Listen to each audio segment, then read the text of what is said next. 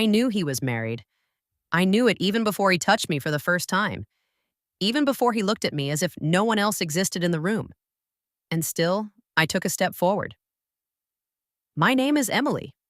I was 29 back then. I lived in Austin, Texas, worked as a real estate agent, and considered myself a grown, clear-headed person. No illusions. No fairy tales about he'll leave his wife. I was never the kind of woman who waits, hopes, or builds castles in the air. So when all of this began, I wasn't lying to myself. I simply chose not to stop. I met Michael at a house showing. He came with his wife. It was an ordinary Tuesday, an ordinary property, an ordinary presentation. He kept his hand on her waist and she smiled. Calm, confident, like someone who knew exactly where she belonged. I noticed the wedding ring on his finger immediately. I always notice details like that. He barely spoke. Mostly he listened. But when our eyes met, I felt a strange tension. Not romantic, not sexual right away, but a tension. As if he saw me a second longer than necessary. A little deeper. After the showing, he lingered. Said a few polite words. Thanked me. Smiled. His wife walked ahead, answering a phone call, and that's when he said quietly, almost casually, "You're very good at what you do." It wasn't flirting, but something clicked inside me. He texted me 3 days later, a work message, a question about the property, then another one. Then the conversations grew longer.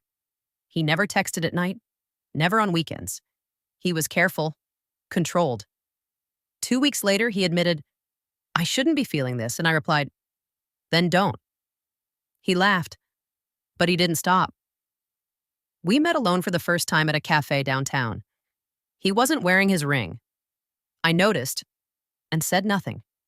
He talked about work, about his kids, about how life had become right but empty. I didn't comfort him. I didn't say I understood. I just listened. The first time he kissed me, it didn't happen right away. We stood by my car for a long time. He said, "I can't," then added, "But I want to." I didn't ask about his wife. I didn't ask questions. I didn't set conditions. Because I knew the moment I brought up morality, everything would end. And I didn't want it to end.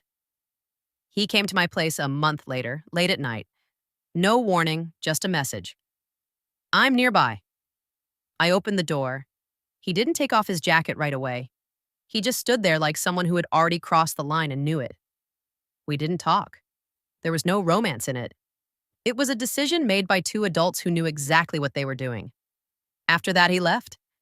In the morning, he was different, composed, closed off. He thanked me, said he wouldn't come back. And I believed him. But he did come back. Our meetings became rare, hidden, tense. He never stayed long, never sent unnecessary messages, never promised anything. And that was more honest than any vows. I didn't feel jealous. I didn't wait.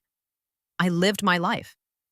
But every time he appeared, everything else stopped mattering. Once he said, "If I had met you earlier," and I stopped him. Don't. Because if is the most dangerous lie. It ended suddenly. His wife found out. Not through me, not directly. He came one last time, sat on the edge of the couch and said, "She knows." I didn't ask what would happen next. I didn't need to. He left, and he never wrote again. Sometimes I think about him, not with guilt, not with regret, but with understanding. It was a part of my life. Conscious. Honest. As honest as something like this can be. I knew the truth from the very beginning, and that's why I didn't break when it ended. Update. 6 months passed from the day he said, "She knows." I thought this story would end in silence, that it would simply dissolve like many other wrong decisions in life. But it turned out differently, because consequences don't always come right away. Sometimes they wait until you convince yourself that everything is over. I started noticing strange things. At first, they were small. It felt like someone was watching me. A few times, I caught myself seeing a familiar figure in a shopping mall, a woman who seemed to be looking at me for too long. I blamed it on paranoia, on guilt, on imagination. Then a letter arrived. An ordinary envelope. No return address. Inside, a single sheet of paper. Just one sentence typed without emotion. I know who you are. I sat on the hallway floor and stared at those words for about 10 minutes. There were no threats, no accusations, but that only made it more frightening. A few days later, a second letter arrived. You think you were special. That's not true. That's when I understood it was her. I didn't know how she found my address. I didn't know how much she knew. But I knew one thing. She wasn't going to make a scene. She wasn't going to call, scream, or send angry messages. She chose to speak to me in the way that was most convenient for her. Silently, coldly, methodically. The letters came once a week. Sometimes more often. Sometimes less. There were no direct accusations in them. That was worse. He never talked about you the way you probably imagined. You were a pause, not a choice. I've seen women like you, before you, and after. Each letter hit exactly where it hurt. Not because it was true, but because it made me doubt. I wanted to write to him, to ask, to understand. But I didn't, because I knew that if I opened that door again, everything would start all over. After 2 months, the letters stopped. I decided she had calmed down, or found another way to get through it. I even started to feel relief. And that was exactly when she appeared in person. It happened on an ordinary evening. I was leaving the gym. It was already getting dark. And suddenly, I heard my name. I turned around. She was standing a few meters away from me. Calm, composed, no hysteria, no anger. She looked normal. And that was what scared me the most. You're Emily, she said. Not a question, a statement. I nodded. I'm Sarah, his wife. We stood there in silence. People walked past us. No one paid any attention. It was the most ordinary scene for everyone else, and the most unnatural one for me. I didn't come to make a scene, she said, and I'm not expecting an apology. I didn't know what to say. I just wanted to look at you, she continued, to understand. Understand what? I asked. She looked straight into my eyes. Why he decided to risk everything for you. I answered honestly, I don't know. She smiled slightly, not cruelly, more tired than anything. Exactly, she said. You don't know either. She turned around and walked away.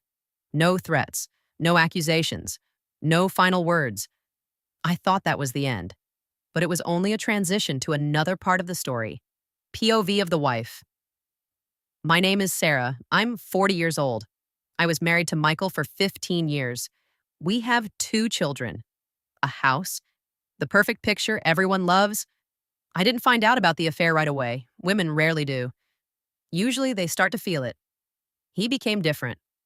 Not cold, not rude, just distant, as if his mind was somewhere else. I didn't look for proof. It came on its own. A message. Just one. Short. He forgot to delete it. There was nothing explicit in it, but I understood everything. I didn't scream. I didn't cry. I didn't make a scene. I just started watching. I found out who she was, where she lived, what she did for a living. And yes, I wrote to her.